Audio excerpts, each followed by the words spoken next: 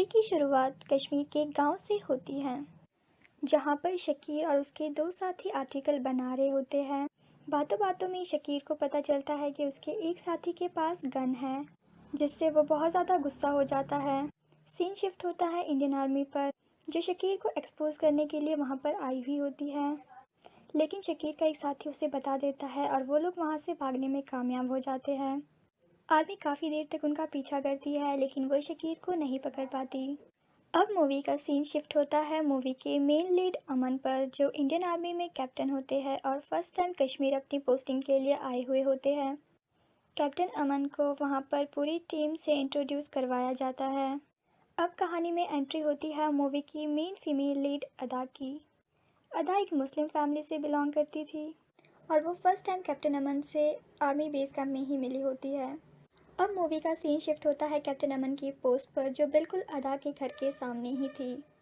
रात के समय कैप्टन अमन को चाय पीनी होती है, इसलिए वो अदा के घर की तरफ ज़ोर ज़ोर से चिल्ला रहे होते हैं, जिसे सुनकर अदा उन्हें चाय दे देती है। लेकिन अंधेरा होने के कारण वो उसकी शक्ल को नहीं देख पाते हैं, तो वो अपनी टॉर्च उसके चेहरे की तरफ लगाते हैं। और जब वो उसकी शक्ल को देखते हैं तो उन्हें पता चलता है ये अदा नहीं, अदा की दादी है। अदा की दादी इस चीज़ से बहुत गुस्सा हो जाती है और वो अदा और कैप्टन अमन दोनों को ही डांट लगा देती है। अगली सुबह अदा कैप्टन अमन से अपना चाय का गिलास मांग रही होती है और उन्हें कहती है कि वो उनकी दादी से दूर रहे और उन्हें कोई गलत बीमारी भी ना लगा दे। यहाँ कैप्टन अमन को पता लगता है कि अदा की छोटी बहन का नाम श्री है, श्री जो कि एक हिंदू लड़की है। कैप्टन अमन के दोस्त उन्हें बताते हैं कि एक टेरर अटैक में श्री के परिवार वाले गुजर चुके हैं, इसलिए अब अदा की फैमिली ने श्री को ले रखा है। यहाँ उन्हें इस बात का पता भी चलता है कि श्री बोल नहीं सकती। अब मूवी का सीन शिफ्ट होता है एक मेले में, जहाँ कैप्टन अमन अदा को देखकर उनसे मिलने चले जाते हैं। लेकिन अदा अपनी सहेलियों के साथ होती है, तो वो कैप्टन अमन को इग्नोर कर देती है। वो कैप्टन अमन से कहती है कि वो उनसे पब्लिक प्लेसेस पर ना मिले और ना ही उनका नाम ज़ोर ज़ोर से ले। तो इस पर कैप्टन अमन उनसे पूछते हैं कि वो ऐसा क्यों नहीं कर सकते। तभी अदा उन्हें बताती है कि अगर वो ऐसा करेगी तो उसके घर पर बम ब्लास्ट कर दिया जाएगा। कश्मीर की कोई भी लड़की इंडियन आर्मी के ऑफिसर से बात नहीं कर सकती। अब उसी शाम कैप्टन अमन ने श्री को अपने कैंप पर बुलाया हुआ होता है। वहाँ पर एक डॉक्टर आए हुए होते हैं जो श्री के गले को चेकअप करते हैं। अब मूवी का सीन शिफ्ट होता है एक शादी वाले घर पे, जो कि एक हिंदू मैरिज थी। कैप्टन अमन और उनके साथी वहाँ पर रूटीन ड्यूटी के लिए आए हुए थे। उसी घर में अदा भी आई हुई थी और उनकी वहाँ पर फिर से मुलाकात होती है। अगली सुबह बेस कैंप पर पहुंचकर कैप्टन अमन के सीनियर उन्हें बताते हैं कि जिस घर में कल शादी थी, आज उस घर में मौत का तांडव हो रहा है। लड़की के पिता को 32 गोलियां मार दी गई होती हैं। ये सुनकर कैप्टन अमन शॉक हो जाते हैं और वो कहते हैं कि ये सब उनके आने के बाद ही हुआ है। अब कैप्टन अमन और उनके साथियों को पेट्रोलिंग के लिए भेज दिया जाता है। कैप्टन अमन मिशन पे जाने से पहले अदा के लिए एक लेटर छोड़ के चले जाते हैं।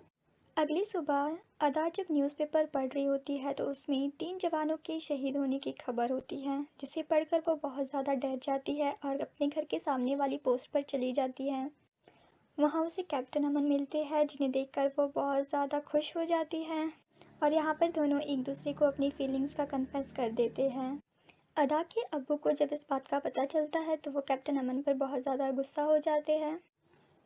अब अदा के अब्बू अदा की शादी पे ज़ोर लगा देते हैं, जिस पर अदा मना कर देती है। वो अपने अब्बू से इंतज़ार करने के लिए कहती है कि कश्मीर के हालात सुधरने का वो इंतज़ार कर ले। कैप्टन अमन की पोस्ट अदा के घर के सामने से हटा दी जाती है, जिस वजह से उन दोनों का कोई भी कांटेक्ट नहीं हो पाता है। आगे का सीन शिफ्ट होता है मार्केट में, जहाँ पर अदा कुछ सामान लेने के लिए आई भी होती है। तभी वो अपने भाई शकीर को देखती है, जो आर्मी की गाड़ी पर बम गिराने के लिए तैयार बैठा होता है। जितनी देर में अदा कुछ कर पाती है, वो बम गिराकर वहाँ से चला जाता है, जिस वजह से अदा भी घायल हो जाती है। वो रोते रोते अपने घर आती है और अपने अब्बू को बताती है कि उसके भाई शकील ने ही बम ब्लास्ट करवाया है। अब अदा के अब्बू आर्मी के पास आ जाते हैं और अपने बेटे के बारे में सब कुछ बता देते हैं। अब कैप्टन अमन और उनकी पूरी टीम शकीर के अड्डे पर पहुंच जाती है, जहां पर उन पर बहुत ज़्यादा बम्बार्डमेंट कर दी जाती है। इंडियन आर्मी के काफ़ी ज़्यादा सोल्जर इस उसमें घायल हो जाते हैं। न्यूज़ रिपोर्ट के द्वारा हमें पता चलता है कि कैप्टन अमन को बंदी बना दिया गया है और यही बात जब अदा को पता चलती है तो वो बहुत ज़्यादा घबरा जाती है। अदा कैप्टन अमन को ढूंढने के लिए बिना कुछ सोचे समझे अपने घर से निकल जाती है। वो सबसे अपने भाई शकील का पता पूछ रही होती है और वो शकील के कैंप तक पहुंचने में भी सफल हो जाती है। शकील अपनी बहन अदा को वहां देखकर बहुत ज़्यादा हैरान हो जाता है। अदा अपने भाई से कैप्टन अमन को छोड़ने के लिए मांग करती है, जिस वजह से बाकी टेररिस्ट वहां पर गुस्सा हो जाते हैं और हाथापाई होने लग जाती है। कैप्टन अमन और अदा वहां से भागने में सफल हो जाते हैं और बाकी 3 सोल्जर को आर्मी आके रेस्क्यू कर देती है। दोनों भागते भागते जंगल में पहुंच जाते हैं और अंधेरा होने लगता है तो दोनों जंगल में ठहरने का ही फैसला करते हैं। नेक्स्ट सीन में सब आर्मी वाले कैप्टन अमन की तरफ राइफल देख के खड़े हो जाते हैं। वो कैप्टन अमन से कहते हैं कि अगर वो मिलिटेंट के साथ मिले हुए हैं तो उन्हें बता दे। अब कैप्टन अमन को एक जेल में डाल दिया जाता है कि वो एक आतंकवादी की बहन के साथ रहे थे। अदा को जब इस बात का पता चलता है तो वो आर्मी कैंप पहुंच जाती है।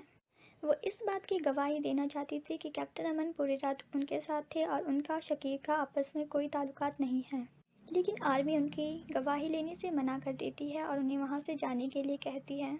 अदा कश्मीर के सीएम के पास भी चली जाती है और उन्हें बताती है कि मिलिट्री में उनकी गवाही कोई नहीं सुनना चाहता। वहाँ से कोई हेल्प ना मिल पाने के बाद वो न्यूज़ रिपोर्टर्स के पास चली जाती है।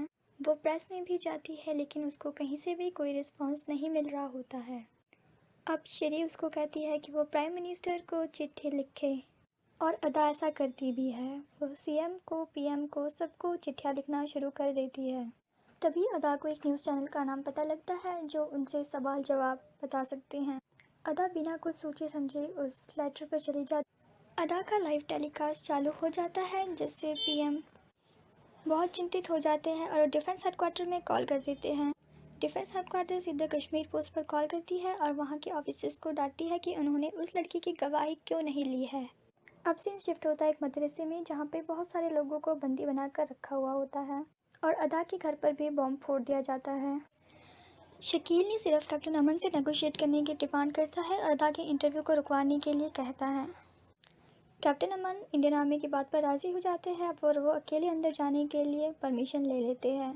वक्त आ जाता है जब कैप्टन अमन अकेले ही मदरसे के अंदर जा रहे होते हैं जहाँ पर बहुत सारे सिबलिंग्स को बंदी बनाकर रखा हुआ होता है और आतंकवादी शकीर और उसके कुछ साथी भी वहीं पर मौजूद होते हैं। शकीर जब एक आदमी को गोली मारने के लिए उसका सर उठाता है तो उसे पता चलता है कि ये तो उसके अपने अब्बू है।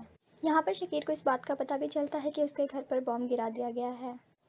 अपने इंटरव्यू में अदा बहुत ज़्यादा इमोशनल हो जाती है और अपने भाई के बचपन की यादों को याद करती है, जिसे सुनकर शकीर भी बहुत ज़्यादा इमोशनल हो जाता है और टेररिस्ट को वहाँ से चलने के लिए कहता है। इतनी देर में वहाँ पर इंडियन आर्मी आ जाती है और वो सबको वहाँ से छुड़ाने में सफल हो जाती हैं।